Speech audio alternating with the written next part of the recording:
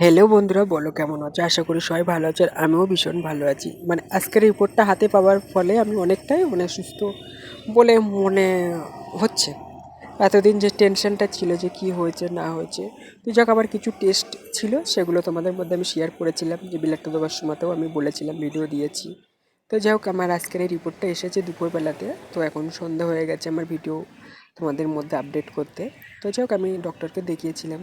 তো বললো যে না, সব কিছু নর্মাল আছে আর তোমার কোনো চিন্তার কারণ নেই। এটা ঠিকঠাক টাইমে না খাবার ফলে এটা হয়েছিল। তো এটা আমার হোটেলেও কদিন খেয়েছিলাম দোকানে অতিরিক্ত কাজের চাপের জন্য। তো সেটাতে আমার গ্যাস হয়ে গেছিলো, তার জন্য এটা পেটে ফুড পয়জন হয়ে গেছে। তো যাই হোক, সব কিছু নর্মাল আছে, ভালোই আছি।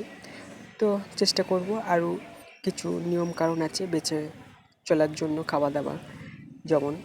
তো যাই হোক, আজকের ভিডিওটা আমি এখানে শেষ করছি, আর খুব বেশি বড় করছি না। তো তোমাদের সঙ্গে আমার দেখা হচ্ছে নেক্সট ভিডিওতে। ততক্ষণ তোমরা সবাই ভালো থাকো, সুস্থ থাকো, সবার জন্য শুভকামনা করি। টাটা।